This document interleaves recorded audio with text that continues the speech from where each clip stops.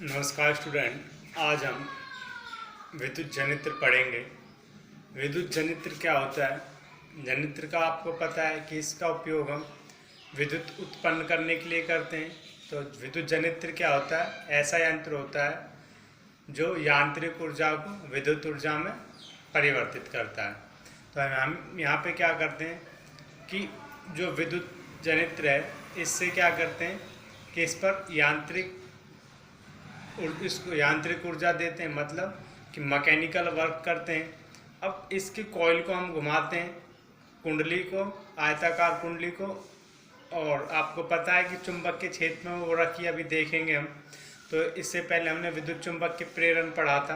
तो विद्युत चुंबक के प्रेरण में हमने पढ़ा था कि चुंबक के क्षेत्र में परिवर्तन के कारण विद्युत धारा उत्पन्न होती है। तो वही बात यहाँ पे होगी, उसी के सिद्धांत पे काम करता है। देखते हैं विद्युत जनित्र कैसे विद्युत धारा उत्पन्न करता है। अब विद्युत जनित्र मैंने आपको बता दूं कि ये इम्पोर्टेंट टॉपिक है। इसके सभी पार्ट्स इम्पोर्टेंट, हर एक पार्ट्स का अलग एक मार्क्स होता है। तो इसलिए इसका हर पार्ट ध्यान से दें, पढ़ें, देखें। देखते हैं क्या है विद्युत जनित्र। विद्युत जनित्र क्या होता है? एक ऐसा उपकरण जो यांत्रिक ऊर्जा को विद्युत ऊर्जा में बदलता है। तो ऐसा उपकरण है जो क्या करता है? यांत्रिक ऊर्जा को विद्युत ऊर्जा में बदलता है। कई बार इसकी डेफिनेशन पूछ ली जाती है, तो याद रखना। अब इसका सिद्धांत क्या है?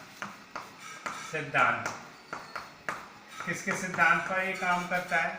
तो सिद्धांत क्या है इसका? यह विद्युत चुंबक के प्रेरण के सिद्धांत पर आधारित है। यह है विद्युत चुंबकीय प्रेरण के सिद्धांत पर कार्य करता है। विद्युत चुंबक के प्रेरण क्या होता है? चाहे तो आप उसको भी यहाँ पे लिख सकते हैं, इसके साथ उसको जोड़ दोगे तो और भी अच्छा होगा। ठीक है, तो आप लिख सकते हैं यहाँ पे विद्युत चुंबकीय प्रेरण चुंबकीय क्षेत्र में परिवर्तन के कारण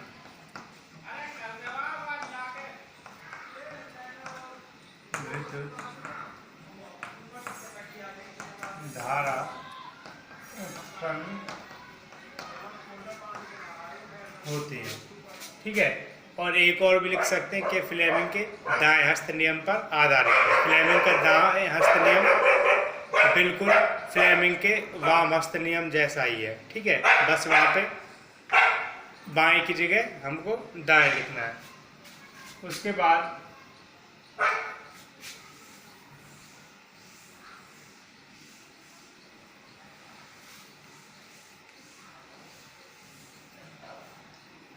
अब इसकी संरचना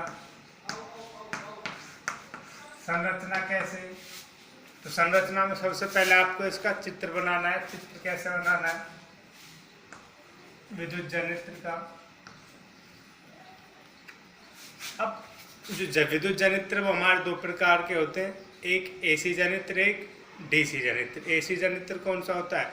जो प्रत्यावर्ती धारा उत्पन्न करता है। डीसी जनित्र कौन सा होता है? जो डिस्ट धारा उत्पन्न करता है। तो अभी हम प्रत्यावर्ती जो धारा उत्पन्न कर रहा है एसी जनित्र के बारे में पढ़ रहे हैं।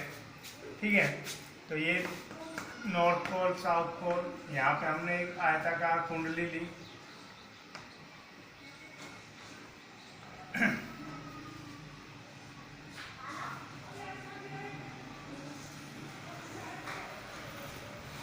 आयताकार कुंडली के साथ ये दो रिंग लगा दी। यहाँ पे रिंग के साथ हमारे ब्रश लगे हुए हैं, ये ब्रश हैं, और इनको गैल्वेनोमीटर के साथ हमने जोड़ दिया। ये हमारा गैल्वेनोमीटर है, इसकी निडल डिफ्लेक्ट करेगी। ठीक है, अगर यहाँ पे करंट उत्पन्न हो रहा है तो इसकी जो निडल है वो डिफ्लेक्ट करेगी, मैंने आपको बताया हुआ है। तो इसको मान लेते हैं ए बी सी डी, ये रिंग R1, ये ब्रश B1, ये रिंग R2 और ये ब्रश B2। ठीक है, तो इसके सभी भागों को डिफाइन कर सकते हैं, लिख सकते हैं आयताकार कुंडली,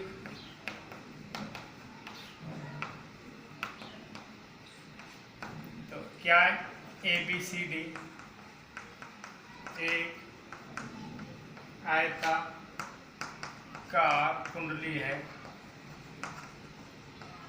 जो विद्युतरोधी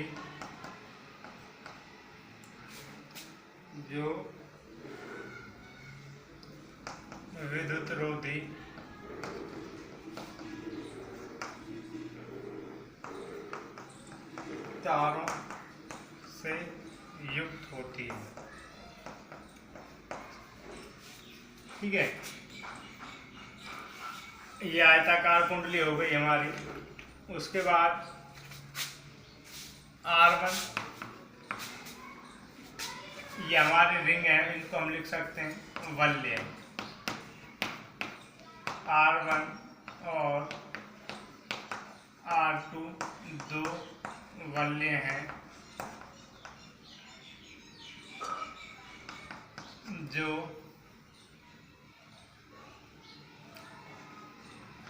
अंदर से विद्युत रोधी होते हैं। ये हमारे वलय हो गए R1 और R2। उसके बाद ब्रश B1 और B2 दो ब्रश हैं जो वलय R1 तथा R2 के साथ जुड़े होते हैं। ठीक है,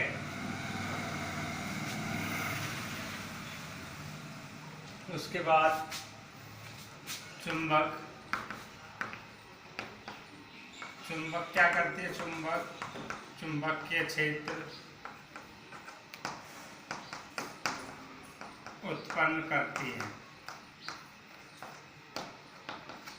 तो ये इसके भाग हो गए।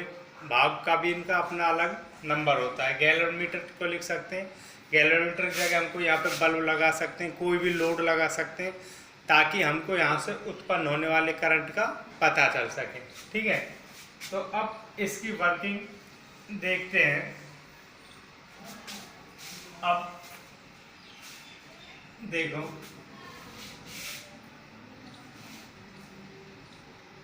कार्यविधि। अब विद्युत जनित्र हमारा कैसे काम करता है, जो एसी जनित्र है। अब देखना, इस यहाँ पे जो मैग्नेटिक फील्ड है वो नॉर्थ से साउथ जाएगा, यहाँ से इस प्रकार से चुंबकीय क्षेत्र होगा, आपको पता है। अब हम जो ये हमारी आयताकार कुंडली है इसको क्लॉकवाइज घुमा रहे हैं ऐसे, मतलब जो ए बी सिरा है कुंडली का, जो ए बी सिरा है, ए बी भुजा है, उसको ऊपर की ओर लाते हैं। ठीक है, हमारे इच्छा है उसको क्लॉकवाइज घुमाएं या एंटी क्लॉकवाइज, तो हम इसको ऊपर की ओर उठाते हैं, ऊपर की ओर घुमाते हैं। तो ऊपर की ओर घुमाने से जो हमारी विद्युत धारा उत्पन्न होगी, क्योंकि उसके सिरे पे जो चुंबकीय क्षेत्र है उसमें चेंज होगा। ठीक है, यही तो विद्युत चुंबक के प्रेरण है। विद्युत चुंबक के प्रेरण यहाँ पे कैसे काम कर रहा है, क्योंकि यहाँ पे जब मैं इसको घुमाऊंगा कुंडली को, तो इस आयताकार कुंडली को, तो इसके हर क्षेत्र पे चुंबक के क्षेत्र की जो प्रबलता है उसमें परिवर्तन होगा। तो उसके परिवर्तन होने से क्या होगा, यहाँ पे विद्युत धारा उत्पन्न होगी। तो जैसे इसको ऊपर की ओर घुमाया जाता है, तो विद्युत फ्लेमिंग के दाएं हस्त नियम से हम निकाल सकते हैं कि चुंबकीय क्षेत्र कैसे है। मेरा चुंबकीय क्षेत्र ऐसे है, और बल की दिशा कैसे, ऐसे। तो भुजा ए बी में जो करंट है वो ए से बी की ओर बहेगा और सी डी में सी से डी की ओर बहेगा। दोबारा देख लें कि जब ए बी को ऊपर की ओर, मतलब बल की दिशा ऊपर की ओर फ्लेमिंग के दाएं हस्त नियम से, तो और मैग्नेटिक फील्ड की दिशा क्या, चुंबक के क्षेत्र की दिशा ऐसे, तो करंट की दिशा कैसे होगी, विद्युत धारा कैसे उत्पन्न होगी, ऊपर की ओर ए से बी की ओर। तो इस तरह से यहाँ पे विद्युत धारा उत्पन्न हो जाएगी। तो विद्युत धारा की दिशा कैसे हो जाएगी, A B C D, A C D. अब जैसे अर्ध घूर्णन होगा, अब जो ये तो अंदर जो आंतरिक परिपथ है उसमें विद्युत धारा की दिशा ए बी सी डी हो गई, और बाहरी परिपथ में क्या हो जाएगा, B2 से B1 की ओर जाएगी विद्युत धारा, B2 से B1 की ओर जाएगी। अब जैसे अर्ध घूर्णन होगा, अर्ध घूर्णन में क्या होगा कि जो CD है, अब AB ऐसे आगे, अब CD इधर की तरफ चली जाएगी, तो CD, क्योंकि हम इसको बाहर से लगातार ऐसे घुमा ही रहे हैं, ठीक है, एक्सल की सहायता से, तो अब CD ऊपर की ओर आएगी, अब CD ऊपर की ओर आएगी, तो यहाँ पे क्या होता है, जो विद्युत धारा की दिशा है वो D B C, यहाँ सॉरी D, यहाँ पे D हो जाएगा, तो D B D C B A हो जाएगा। अब जो बाहरी परिपथ है इसमें विद्युत धारा की दिशा बदल जाएगी। अब बाहरी परिपथ में विद्युत धारा की दिशा B1 से B2 की ओर होगी। अभी करंट ऐसे फ्लो कर रहा था, अब करंट कैसे फ्लो करेगा, ऐसे, ठीक है। तो इस तरह से यहाँ पे जो विद्युत धारा है बाहरी परिपथ में, जो हम यहाँ देखेंगे गैलोमीटर में, उसकी दिशा में परिवर्तन हो रहा है, और ऐसा 1 सेकंड के 100वें भाग में होता है। तो इसलिए जो हिंदुस्तान है, भारत है, इसमें 50 हर्ट्ज की जो विद्युत धारा है वो उत्पन्न होती है। तो ये दोनों क्वेश्चन इम्पोर्टेंट है कि विद्युत, यहाँ पे जो विद्युत की फ्रिक्वेंसी आवृत्ति है वो कितनी है भारत में, 50 हर्ट्ज, और कितने सेकंड बाद विद्युत अपनी दिशा बदल लेती है, 1/100 सेकंड के पश्चात, ठीक है। तो ये इसकी वर्किंग हो गई, इसको लिख लेते हैं और समझ में आपको आ ही गया होगा, तो लिखते हैं।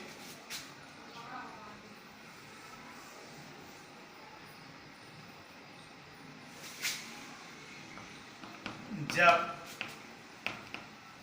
कुंडली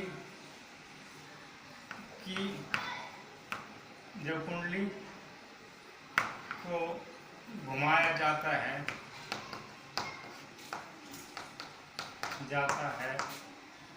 तो भुजा ए बी ऊपर की ओर तथा भुजा सी डी नीचे की ओर गति करती है। तो जब हम इसको ए बी को ऊपर की ओर घुमा रहे हैं और सी डी तो नीचे जाएगी, जब ए बी ऐसे ऊपर आ रही है तो सी डी नीचे ही जाएगी, ठीक है। तो सी डी नीचे की ओर गति करती है। यहाँ से हम फ्लेमिंग का दाएं हस्त नियम का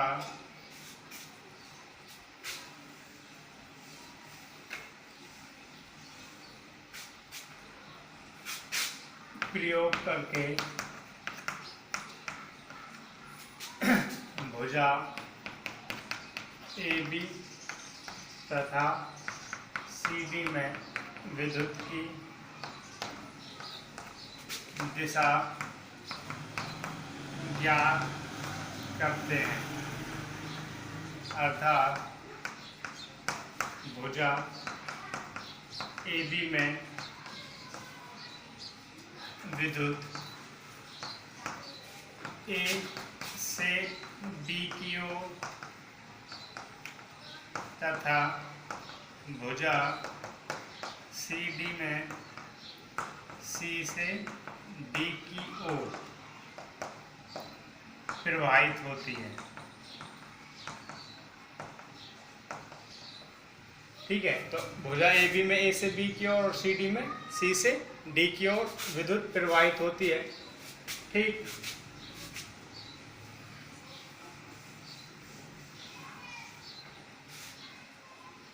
तथा बाहरी परिपथ में B2 से B1 की ओर विद्युत प्रवाहित होती है। तो B2 में बाहरी परिपथ ही हमारा बाहर वाला परिपथ हो गया। यहाँ से कैसे विद्युत धारा प्रवाहित कर रही है B2 से B1 की ओर। अर्ध घूर्णन के पश्चात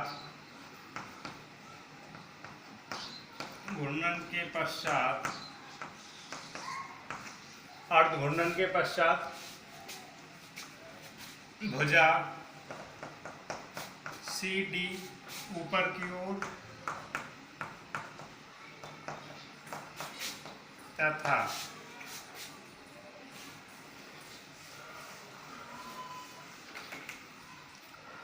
भुजा AB नीचे की ओर गति करती है तथा करती है। अब अर्धघूर्णन हो गया, उसके बाद जैसे ये AB ऐसे आई इधर, तो अब CD इधर हो गई, तो अब CD कैसे गति करेगी? ऊपर की ओर, और AB नीचे की ओर गति करेगी। ठीक है। अब बाहरी परिपथ में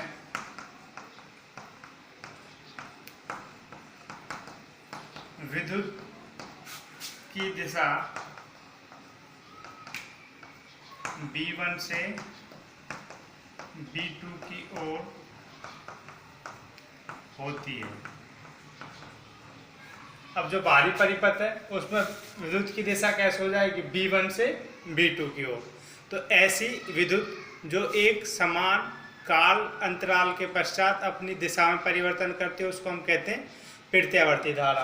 तो यहाँ से जो विद्युत उत्पन्न हो रही है वो कैसी विद्युत उत्पन्न हो रही है? हमारी प्रत्यावर्ती। ठीक है, कि वो गति करती है। अब ये प्रक्रिया लगातार चलती रहती है और हमें जो यहाँ से विद्युत मिलती है वो कैसी विद्युत होती है? हमारी प्रत्यावर्ती धारा। ठीक है, यह प्रक्रिया लगातार चलती रहती है तथा चलती रहती है। ऐसी विद्युत जो एक समान काल अंतराल के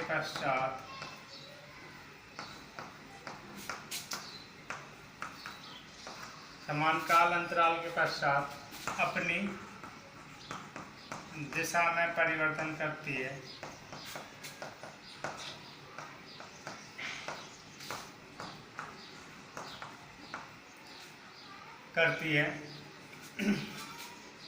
प्रत्यावर्ती धारा कहलाती है।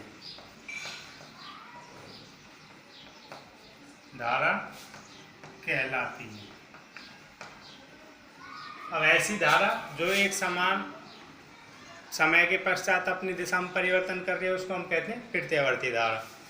तो यहाँ से जो हमको विद्युत धारा मिलेगी वो कैसी होगी? हमारी प्रत्यावर्ती धारा। ठीक है, प्रत्यावर्ती धारा कहलाती है। यहाँ से उत्पन्न होने वाली धारा विद्युत धारा